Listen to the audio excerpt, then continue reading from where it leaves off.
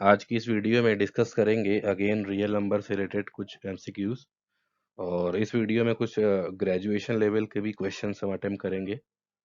Okay, so question number 1 देखते हैं। यहाँ पर देखो दिया हुआ है, to every real number there correspond a unique point on a directed line, and conversely to every point on a directed line there correspond a unique real number. This is known as. अभी यहाँ पे देखो, normally ये जो इसके numerical questions तो आते ही है, बट नो डाउट कि कुछ ऐसे एक्सियम्स भी पूछे जा सकते हैं। तो ये एक्सियम्स क्या बोलते हैं, तो ये आपको याद रखना है, option C correct, Dedekind Cantor axioms, और you can say Cantor axioms. तो आपको याद रखना है ये name, okay, C is the right option. तो एग्जाम में अगर आया तो आपको उसको मार्क करना है। क्वेश्चन नंबर 2 देखते हैं, for all X Y belong to real number the triangle inequality. So triangle inequality में देखो जो फॉर्मूला है वो ये होता है X plus Y modulus, X plus Y modulus is always less than और equal to modulus of X plus modulus of Y. Okay, so option A is correct, ये ध्यान रखना है आपको। सो लेट्स से अभी एक एग्जांपल भी देख लेते हैं इसका। लेट्स से अगर लिखा हुआ है 2 + -3, ओके, इसका मॉडुलस चेक करते हैं, कितना आ जाएगा। 2 - 3 - 1, 1 का मॉडुलस कितना हो जाएगा, 1। एंड राइट हैंड साइड कितना हो जाएगा, 2 मॉडुलस 3, तो ये इसका 2 + 3 कितना हो जाएगा, 5। सो 1 इज लेस देन और इक्वल टू 5, राइट। तो ये ऑप्शन ए इज करेक्ट, इसको बोलते हैं ट्रायंगल इनइक्वालिटी। ओके,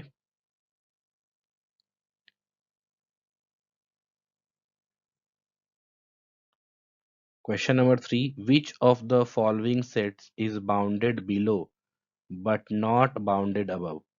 मीन्स ऐसा कौन सा सेट है जो बिलो बाउंडेड है बट अब बाउंडेड नहीं है। अगर आप रियल नंबर को देखो तो रियल नंबर जो है उसका जो आप देखो तो लोअर टर्म पता नहीं होता है ना, तो हायर टर्म पता होता है ना। नेगेटिव में कहाँ तक जाएगा, पॉजिटिव में कहाँ जाएगा, तो ये तो नहीं होगा। सिमिलरली अगर आप इंटीजर और रैशनल नंबर में देखो तो इसके भी लोअर और अपर, बट नेचुरल नंबर का हमको लोअर टर्म पता है, 1 से स्टार्ट होता है, right.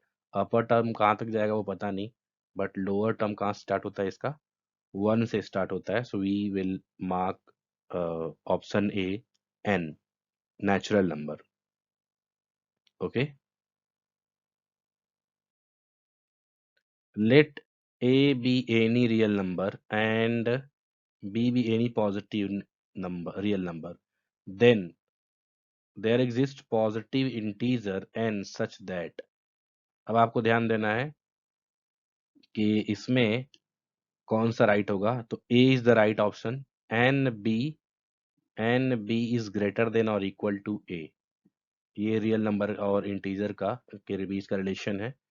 If A be any real number and B be any positive real number, then there exists a positive integer n such that n be greater than or equal to A. Okay, greater than or equal to A. The least upper bound of set 1 upon n, 1 upon n, and where n belong to natural number, right? So n belong to natural number means 1 से start होगा। तो अगर आप देखो, so 1, 1/1, 1/2, 1/3 ऐसे करते जाएगा। तो आपको ये ध्यान देना है कि इसमें से जो ये नंबर्स हैं देखो, वो लेस होते जाएंगे, 1/2, 1/3 ऐसे करके लेस होते जाएंगे। तो इसमें अपर बाउंड क्या हो जाएगा, 1 हो जाएगा, right. So 1 is the right answer, upper bound. Okay, so upper bound means इसका जो अपर लिमिट हो जाएगा वो एक्चुअल में 1 हो जाएगा, उससे और बाकी नंबर का क्या है, कम होते जाएंगे। तो ये ध्यान देना है। The greatest lower bound, lower bound of the set of the positive integer, even integer, so 2 4 6 ऐसे स्टार्ट होता है ना, पॉजिटिव इवन इंटीजर। सो लोअर बाउंड इसका क्या हो जाएगा, 2 से स्टार्ट हो रहा है ना। तो ये क्वेश्चंस एक्चुअल में आपको थोड़े, ये बेसिक क्वेश्चंस है, बट सम टाइम आपको इसको भी लर्न करना है। आगे कुछ ग्रेजुएशन लेवल के भी हम सॉल्व करेंगे। The least upper bound of the set 1 1 - 1 upon n।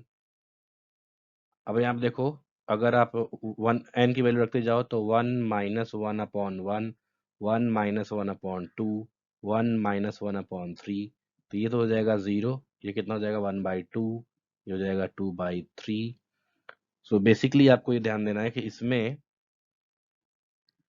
Least upper bound, सबसे जो अपर बाउंड क्या है, एक्चुअल में आप देखो तो 0 है यहाँ पे, बट 0 नेचुरल नंबर होगा नहीं, तो ये तो लेंगे नहीं, है ना।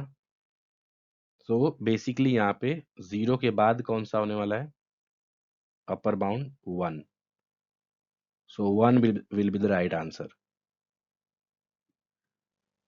Okay. Next, the set S, the set S is equal to 2 less than or equal to x, means x is greater than or equal to 2 and less than 4.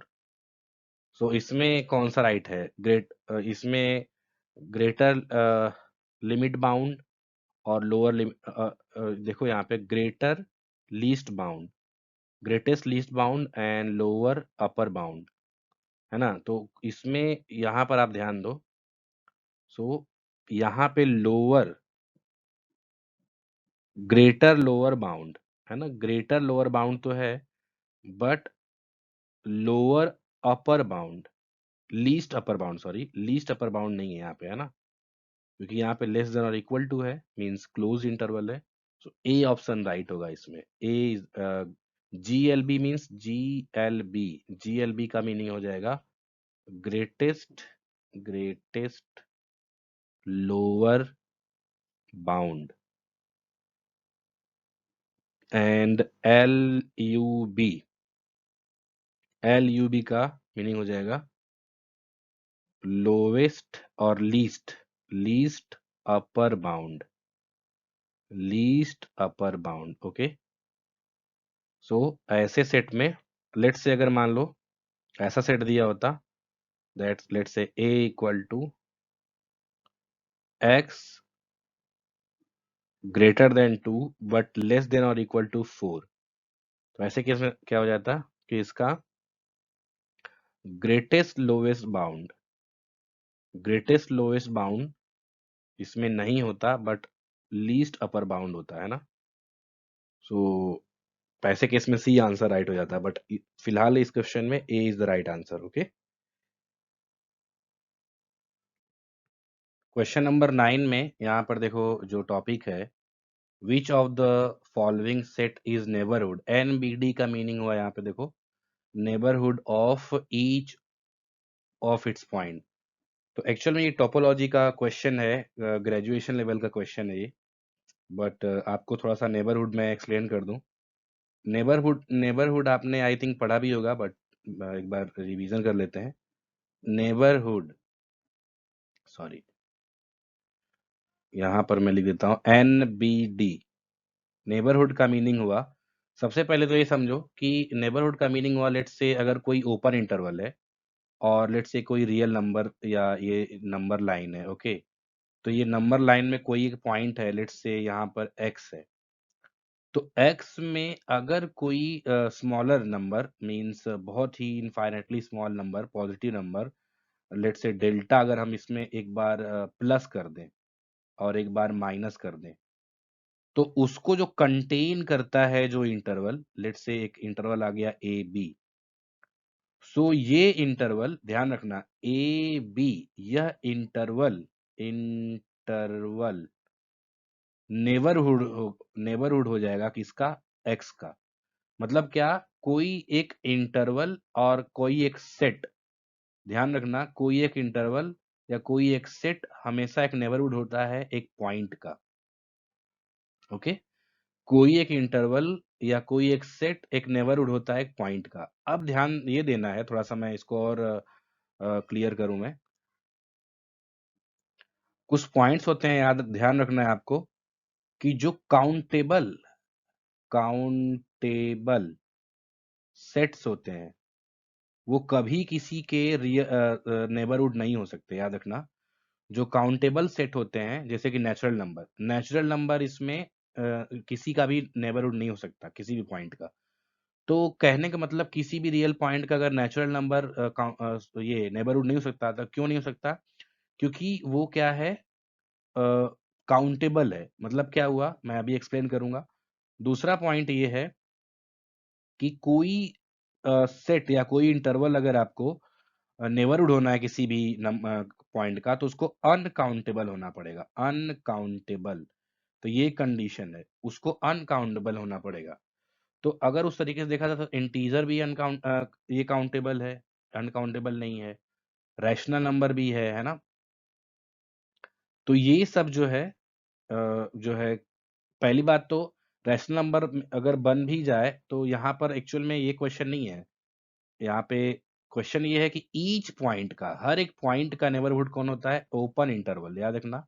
Open interval A B जो है, अपने हर एक point का क्या होता है? Neighbourhood होता है। ओके। सो सबसे पहले आपको याद रखना है कि नेबरहुड को थोड़ा सा एक्सप्लेन कर देता हूं मैं फिर अच्छे से समझो। कि कोई एक नंबर लाइन है, लेट्स से यहाँ पर है नंबर लाइन, यहाँ पे कोई एक पॉइंट है, लेट्स से एक्स पॉइंट है। तो एक्स पॉइंट का नेबरहुड का मीनिंग क्या हुआ कि अगर एक्स पॉइंट से प्लस, अगर हमने डेल्टा इधर गए, माइनस डेल्टा इधर गए, और उसको जो कंटेन कर रहा है इंटरवल, जो लेट्स से ये ए बी ओपन इंटरवल हो गया, तो इसको जो कंटेन कर रहा है इंटरवल, यह इंटरवल इस पॉइंट एक्स का नेबरहुड कहलाएगा। ओके। सो उसमें आपको मैंने बताया कि काउंटेबल सेट जो है कभी किसी के नेबरहुड नहीं होते। नेक्स्ट है, अगर किसी सेट को ये बनना है, ये नेबरहुड बनना है, तो उसको क्या होना पड़ेगा? Uncountable, right. तो उसको अनकाउंटेबल होना पड़ेगा। ये क्लियर हुआ? और हर एक ओपन इंटरवल अपने हर एक पॉइंट का क्या होता है? नेबरहुड होता है। ओके। और नेक्स्ट पॉइंट याद रखो, एक थर्ड पॉइंट है, R is set, R means real number, is N B D of every real number. ये बहुत इंपॉर्टेंट है, एवरी रियल नंबर। तो ये ध्यान रखना कि नेचुरल नंबर और रैशनल नंबर और इंटीजर तो नहीं होते, बट आर रियल नंबर जो है नेबरहुड होता है हर एक रियल नंबर का। तो क्योंकि ये अनकाउंटेबल होता है, ठीक है। तो आपको ये भी याद रखना है कि रियल नंबर इसमें जो है एक ऐसा इंटरवल या ऐसा सेट बनाता है जो कि हर एक रियल नंबर का नेबरहुड होता है। तो बहुत इंपॉर्टेंट हो गया, ठीक है, ये टॉपिक। तो आप इस तो D will be the right answer. Okay. Question number 10 में देखो, the neighbourhood of 1/2 is the set. अब देखो इसमें बहुत ही कंफ्यूजन है। अगर आप देखो तो मैंने बताया था कि कोई भी एक ओपन इंटरवल अपने हर एक पॉइंट का क्या होता है? नेबरहुड होता है। तो यहाँ पर देखो 1/0 एंड 1/2, ये एक ओपन इंटरवल है, 0 1/2। तो इस 1/2 भी इसके अंदर एक पॉइंट है, तो इसका ये नेबरहुड तो होगा ही। लेकिन क्वेश्चन में क्या पूछा है? सेट, इंटरवल नहीं, क्या पूछा है? सेट। इसलिए क्या हो जाएगा? रियल नंबर एक सेट है, राइट। रियल नंबर एक सेट है। और मैंने अभी बताया था कि रियल नंबर जो होता है वो एक ऐसा सेट होता है जो अपने हर एक पॉइंट का क्या होता है? नेबरहुड होता है। तो इसलिए आंसर इसमें सी इज द राइट आंसर, है ना। Real number is the right answer. Okay. Answer A भी राइट होता, बट उसने इंटरवल नहीं पूछा है, सेट पूछा है। तो ये कंफ्यूजन हो सकता है एग्जाम में। तो आपको सी जो है ऑप्शन सेलेक्ट करना है। Derived set of Q means Q से डिराइव्ड कितने रैशनल नंबर हो सकते हैं? कौन सा सेट आएगा? Derived set of all rational number means rational number से डिराइव्ड कौन सा सेट आएगा? So very easy, R is derived set of rational number means R Q is subset of R, so that's why R is the means real number is the right answer. Real number. The set of all rational number. The set of all rational number is closed, open, neither open nor closed और none. तो जितने भी rational number होते हैं वो कैसे set होते हैं? सो इसका राइट आंसर हो जाएगा C, neither open nor closed. Okay, क्यों? क्योंकि इसका ना तो लोअर लिमिट पता होता है ना तो अपर लिमिट, है ना. तो इसलिए क्या हो जाएगा ये? Neither open nor closed. Right, C is the right answer. The set of all real number. The set of all real number. अभी बताओ. सो इसका इसका भी राइट आंसर है C, both open and close. ये बहुत इंपॉर्टेंट है. देखो, रैशनल नंबर में क्या था? Neither open nor close. And real number में क्या है? Both open and close. Okay, बाकी जितने भी सेट होते हैं उसमें ऐसा नहीं होता है, तो रियल नंबर में थोड़ा डिफरेंट है. Okay, the set of all the set of all rational number is. I think ये रिपीट हो गया क्या? Okay, but neither open nor closed, right? C is the right answer. The union of infinite number of open set. The union of infinite number of open set is always an open set. Okay, A is the right answer. Means जो infinite sets होते हैं उनका अगर union किया जाए तो वो भी क्या आ जाएंगे? Infinite. If A and B are any subset of R and A is subset of B, then derived set of A is subset of derived B, or derived set of B is subset of derived A, or they are equal or none. तो इसका right answer है, जो sequence है वही follow करेगा. A is the right answer. Means derived set of A is subset of derived set of B. Okay, so A is the right answer. Every singleton set. अभी देखो, singleton set की बात हुई तो singleton set क्या हो जाएगा? Closed. Singleton set क्या हो जाएगा? क्लोज्ड सेट हो जाएगा. राइट, क्योंकि उसमें क्या है, मींस जो टर्म है फिक्स है, तो सिंगल्टन सेट जो है वो क्लोज्ड सेट हो जाएगा. Okay, B is the right answer. Between any two rational number there is no rational number, is exactly one rational number, infinitely many rational number, है ना. C is the right answer. Means दो rational number के बीच में infinitely many rational number होते हैं. Okay, the decimal representation of an irrational number is. The decimal representation of an irrational number is क्या हो जाएगा? इसका आंसर हो जाएगा neither terminating नॉर रिपीटिंग, है ना. ना तो रिपीटिंग होता है ना तो टर्मिनेटिंग होता है. अगर रिपीटिंग भी हुआ तो भी वो क्या हो जाता है? Rational number. ओके, सो इसका D is the right answer. How many digits are there in repeating block of digits in the decimal expansion of 17/7. So ऐसे क्वेश्चन को आपको क्या करना है? टाइम वेस्ट नहीं करना है, 7 से इसको डिवाइड कर लेना है ना. 7 1 जा 7, 7 2 जा 14, देन 3 कितना हो जाएगा? पॉइंट 7 2 जा, आई थिंक फिर से वन वन टाइम जाएगा, है ना. सो यहाँ पे प्रॉपर लिख लेता हूँ मैं. 2 पॉइंट यहाँ पे जाएगा. नहीं सॉरी, ये कितनी टाइम जाएगा? 7 3 जा 7 8 4 जा, सॉरी 4 7 4 जा, है ना. सो 2 टाइम, 2 रिमाइंडर बचेगा यहाँ पे. 0 7 2 जा 14, अगेन 6, देन 0 7 8 जा 56, 4, राइट, देन 7 0 हो गया, ये 40 हुआ। देन 7 5 जा 35, 5 0, 7 7 जा 49। सो ये देखो 1 2 3 4, 1 2 3 4 5, ये हो गया 7 1 जा 7, 3, 7 4 जा 28। सो अगेन कितना आ गया 2,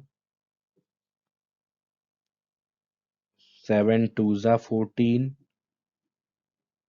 कितना आ गया 6।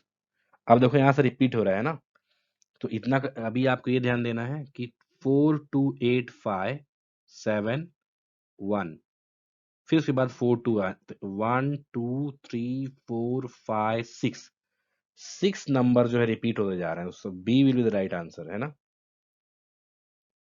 तो इसका राइट आंसर हो जाएगा बी, मींस 6 डिजिट के बाद फिर से रिपीट होते जा रहा है। तो इसको ऐसे आपको जो एग्जाम में है टाइम वेस्ट किए बिना इसको सॉल्व करना है। The product of two irrational number, देखो product of two irrational number some time rational होता है, सम टाइम इरेशनल होता है उसके। So D is the right answer. Means अगर दो इरेशनल नंबर को अगर आप ऐड करोगे तो वो इरेशनल नंबर ही आएगा, राइट। बट प्रोडक्ट अगर करेंगे, अगर दो इरेशनल नंबर का आप प्रोडक्ट करो, ओके, तो ये क्या हो जाएगा, सम टाइम रैशनल नंबर आ जाएगा, सम टाइम इरेशनल नंबर आ जाएगा।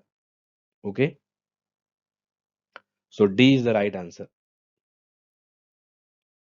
विच of the following is true statement, इसमें से कौन सा जो स्टेटमेंट है वो ट्रू है। So pi and 22/7 both are rational number, pi and 22/7 both are irrational number. Pi and 22/7, pi is rational but 22 is irrational. Pi is irrational and 22 is, तो इसमें देखो एक्चुअल में डी, ये D1 last one is the right answer. Pi is irrational and 22 is rational. अभी इसमें confusion क्या होता है कि ऐसा लगता है 22/7 और पाई, एक्चुअली इसका मीनिंग तो हम मैथमेटिक्स में सेम लिखते हैं, तो दोनों जो है इरेशनल होगा, बट ऐसा नहीं है। Pi is irrational and 22/7 is rational number. Next, an irrational number between 5 and 6। तो याद रखो जैसे दो नंबर हैं 5 और 6, उसके बीच का अगर रैशनल नंबर फाइंड आउट करना हो तो रूल ये होता है कि इसको ऐड करो, डिवाइड बाई 2 कर दो, है ना, तो 5.5 आ जाएगा। But remember this, for irrational number हमारा रूल क्या होता है, लेट्स से ए और बी है, उसके बीच में इरेशनल नंबर फाइंड आउट करना है, तो उन दोनों को मल्टीप्लाई करके रूट फाइंड आउट कर दो। तो उस हिसाब से आंसर क्या हो जाएगा, ए, √5 × 6। अगर सी अगर रैशनल नंबर पूछा होता तो सी राइट आंसर होता, बट यहाँ पे इरेशनल नंबर देखो, ध्यान दो यहाँ पे इरेशनल नंबर है, इसलिए ए राइट आंसर होगा इसका। Okay, then again irrational number between √3 and √2। अब आपको ध्यान देना है √2 एंड √3, इन दोनों के बीच में अगर इरेशनल नंबर फाइंड आउट करना हो तो कैसे करेंगे, ये देखो यहाँ पे हो जाएगा √6 रूट के अंदर, तो 6 को 1/2 इंटू 1/2 टू टाइम हो जाएगा, कितना आ जाएगा 6⁻1/4। तो ये ऑप्शन ए और ऑप्शन बी को नहीं करना है, इसमें कंफ्यूजन हो सकता है।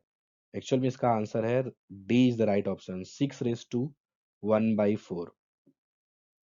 इसका आंसर क्या है, 6⁻1/4। Okay, the value of three √3 -2 √2 is. अब इसमें से ध्यान दो कि इसमें से कौन सा राइट। अब इसमें से आपको ऐसे ध्यान देना है कि अगर आप देखो तो इसको लिख सकते हो, 3 को लिख सकते हो 2+1 लिख सकते हो। सो इसको ऐसे भी लिख सकते हो, 2 को √2 का स्क्वायर, 1 को लिख सकते हो 1 का स्क्वायर, इसको लिख सकते हो 2 × √2 × 1, है ना। तो ऐसे एग्जाम में ध्यान देना है, तो ये कितना हो जाएगा, √2 - 1 का होल स्क्वायर, राइट। सो अगर इसमें ध्यान दो तो square and root cancel, square and root अगर कैंसिल हो जाएगा तो बचेगा क्या, √2 - 1। सो √2 - 1 मीन्स डी इसमें राइट आंसर होगा। तो बेसिकली ये रैशनलाइजेशन और इस टाइप के क्वेश्चन आएंगे एग्जाम में, तो उसको ध्यान रखना है। क्वेश्चन नंबर 26 में देखो, आपको थोड़ा सा ध्यान देना है इसमें। Each questions consist of two statements, namely assertion and reason. For selecting correct answer, use the following code. Both assertion and reason are true. अगर मान लीजिए ऐसा कंडीशन हुआ कि assertion and reason दोनों करेक्ट हैं and R is correct explanation of A, तो आपको ऑप्शन ए सेलेक्ट करना है। Both assertion and reason are true, but R is not explanation of A, तो B सेलेक्ट करना है। एंड दोनों A जो है ट्रू और रीजन फॉल्स है, तो C सपोज सेलेक्ट करना है। Assertion A is false but reason is true, then D select करना है। मतलब क्या, आपको पहले इसको एग्जाम में इस टाइप का क्वेश्चन अगर आए तो पहले ये चारों कंडीशन को, जो A B C D, इन चारों का जो डेफिनेशन है उसको अच्छे से देखना है, देन स्टार्ट करना है क्वेश्चन को रीड करना। सो क्वेश्चन नंबर 26 देते हैं। 3 rational number between 2/5 and 3/5 are this: 9/10, 10/20 and 11/20। तो अगर ये यहाँ पे एक असर्शन दिया हुआ है, तो रीजन इसका क्या बोल रहे हैं, rational number between two rational number p and q is this 1/2 p plus. तो अगर दो रैशनल नंबर के बीच में एक रैशनल नंबर फाइंड आउट करना हो, तो उसका फॉर्मूला होता है 1/2 ऑफ p प्लस q। तो ये क्या रीजन सही है इसको एक्सप्लेन करने के लिए, तो we can say that yes, इसमें यह एक्सप्लेन प्रॉपर कर रहा है, उस मेथड से हम इसको सॉल्व कर सकते हैं, है ना। तो अगर मान लो 3 करना हो तो 1/3 कर देंगे, है ना। p प्लस मीन्स इन दोनों को ऐड करेंगे, डिवाइड बाई 2 करेंगे, एक और मिल जाएगा, फिर उन दोनों में से मीन्स जो मिडल आएगा मिडल को, और इस 2/5 को डिवाइड प्लस करके डिवाइड बाई 2 करेंगे तो एक और आ जाएगा, है ना। तो मीन्स ये प्रॉपर रीजन है ये।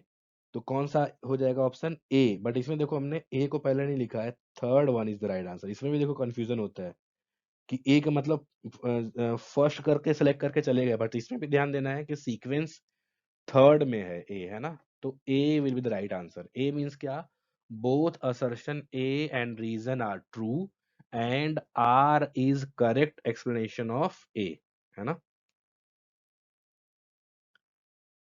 नेक्स्ट 27 में देखो, 27 में भी आपको सेम फॉलो करना है। असर्शन और रीजन दोनों ट्रू हैं and R is correct explanation of A, तो आपको ए सिलेक्ट करना है। दोनों ट्रू हैं बट आर करेक्ट एक्सप्लेनेशन नहीं कर रहा है, तो बी सेलेक्ट करना है। ओके, और ए ट्रू है आर फॉल्स है तो सी, ए फॉल्स है आर ट्रू है तो डी, राइट।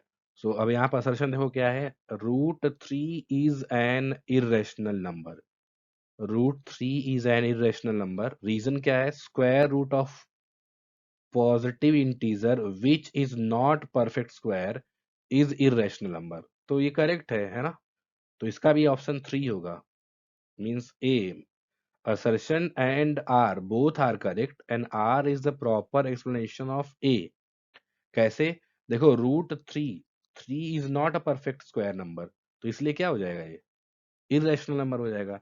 तो ये जो इन्होंने एक्सप्लेनेशन दिया है वो प्रॉपर है, और वी कैन से जो रीजन दिया है वो करेक्ट है, इसलिए ए ऑप्शन राइट होगा। Okay, means option A right होगा, मीन्स ये ए जो है वो राइट होगा, बट ऑप्शन यहाँ पे थर्ड है, देखो, है ना। तो ये थोड़ा सा आपको ध्यान रखना है, इस टाइप के बहुत ही कंफ्यूजिंग क्वेश्चंस होते हैं।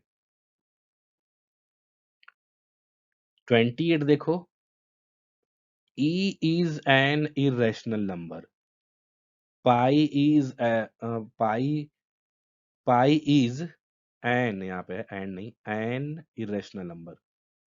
सो basically both are true, but यहाँ पर आपको ध्यान देना है कि इसका इससे कोई लिंक नहीं है, है ना? तो इसमें कौन सा ऑप्शन राइट हो जाएगा? Both are true. हाँ, ये बी हो जाएगा, है ना? Both A and R true, but R is not proper explanation of B. So B is the right answer, यानी फर्स्ट ऑप्शन इसमें राइट हो जाएगा, है ना? Both A and R true, but R is not a correct explanation of assertion A. तो इस तरीके से इसमें बी ऑप्शन राइट होगा। मींस बी कहाँ पे है? देखो फर्स्ट ऑप्शन में है, इसलिए फर्स्ट ऑप्शन राइट होगा। Each question consist of two statements. हाँ, मींस उसी टाइप का यहाँ पे है। देखो √3 इज एन इरेशनल नंबर, और रीजन क्या है? The sum of rational number and irrational number is an irrational number. Again यहाँ पर देखो इसमें कोई लिंक नहीं है। √3 इज एन इरेशनल, ये भी ट्रू है। And sum of rational and irrational क्या होता है? इरेशनल, ये भी ट्रू है, बट लिंक नहीं है। तो B is the right option, है ना? इसमें कोई डाउट नहीं है? कोई डाउट है तो कमेंट सेक्शन में, आप कमेंट सेक्शन में कमेंट करिए। क्वेश्चन नंबर 30 देखते हैं। Find remainder when 2 raised to 124 is divided by 34। So actual में ये फॉरमेंट्स एंड विल्सन थ्योरम पे डिपेंड है ये क्वेश्चन। तो आपको इस टाइप का क्वेश्चन और मैं बनाऊंगा नेक्स्ट वीडियो में, क्योंकि ये जो है ग्रेजुएशन लेवल का एक तरीके से हो गया रियल नंबर का जो टॉपिक है। इसका मैंने जो एनवीएस टीजीटी का जो ये है वीडियो है, उसमें भी मैंने इसको प्रॉपर एक्सप्लेन किया है। So find the remainder when 124 is divided by 34। So यहाँ पे कैसे सॉल्व करेंगे? देखो इसको लेट यहाँ पे मैं ब्लैक से लिख लेता हूँ। लेट 2 raised to 124 इज equal to 34q plus R by Euclid division lemma, है ना?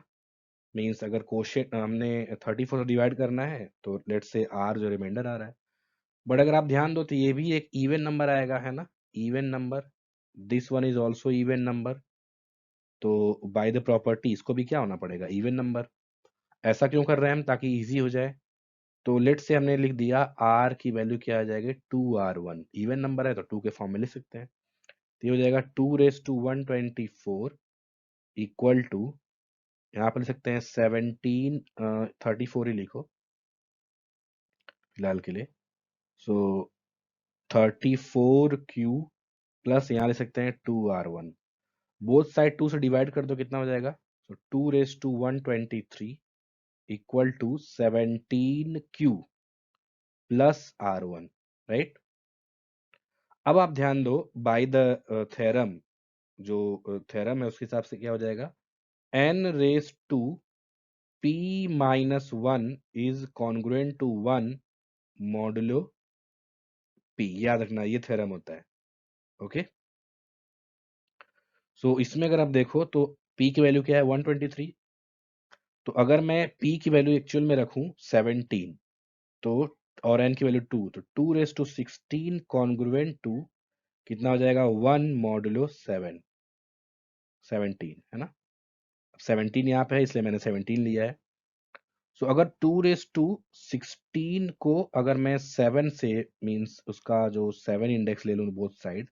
अब आपको प्रॉपर्टीज पता होनी चाहिए कि अगर आपने बोथ साइड इंडेक्स सेम लिया तो वैल्यू में कोई डिफरेंस नहीं होता है। अगर आपको इसमें डाउट है तो उसके मैं वीडियोस मैंने बनाए हैं। मींस एलिमेंट्री नंबर थ्योरी करके एनवीएस टीजीटी का जो वीडियो है उसमें आप देखो, तो उसमें है ये। सो 1 raised to 7 1 ही हो जाएगा। तो मीन्स ये हो जाएगा 2 raised to 112 congruent to 1 modulo 7, है ना? 17, सॉरी।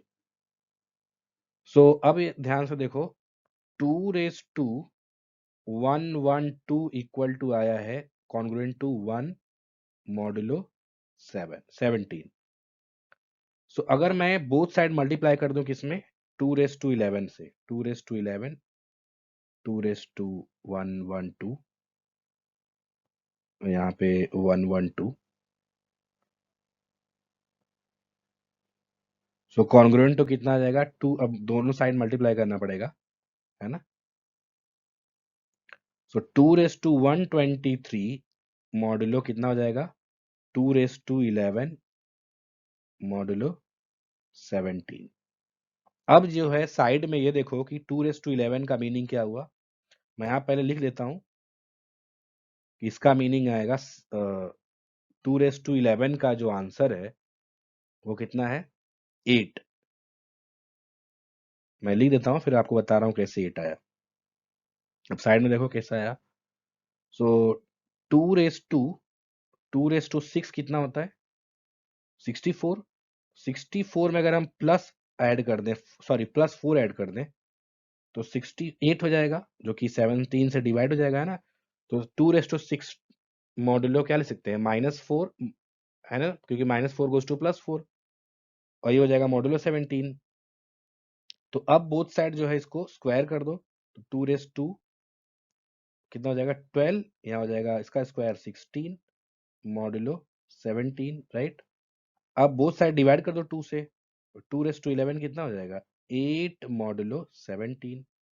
अब देखो मैंने वही लिखा है ना, यहाँ पर वही लिखा है 8, 2^11 की जगह मैंने 8 लिखा है ना।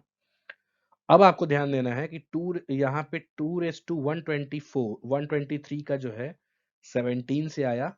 यहाँ पर देखो ये जो इक्वेशन नंबर 1 है उसमें पुट अप करते हैं। लेट्स से इक्वेशन नंबर 1 है, तो ये क्या लिख सकते हैं 2^123 equal to 17 into Q plus R की जगह कितना आया 8, है ना। तो बोथ साइड 2 से मल्टीप्लाई कर दो, तो 2^124 कितना हो जाएगा 34 इंटू क्यू प्लस 16 आया। यही तो चाहिए था, 16 आंसर हो जाएगा। B is the right answer. अब इसमें कैसे देखो 34 से पूछा था ना, तो 34 से रिमाइंडर कितना आया 16। तो ऐसा नहीं डायरेक्ट हम 34 भी रख के कर सकते थे, बट वो थोड़ा सा कैसे 17 का टेबल हम थोड़ा पढ़ ले रहे हैं, वो 34 का टेबल थोड़ा सा लेंदी हो जाएगा, है ना। तो इसलिए लॉजिक ये यूज किया गया कि आप 34 को पहले 17 में चेंज कर दो, देन उसको सॉल्व करो। तो ऐसे फर्मेंट्स थ्योरम और विल्सन थ्योरम पे भी जो क्वेश्चंस आएंगे, तो नेक्स्ट वीडियो में सिर्फ उसी से रिलेटेड मैं वीडियोस बनाऊंगा रियल नंबर पे, है ना। तो ये सब बहुत इंपॉर्टेंट है, इसको आप देखिए। कुछ डाउट है तो आप कमेंट सेक्शन में कमेंट करिए। ओके, मिलते हैं नेक्स्ट वीडियो में।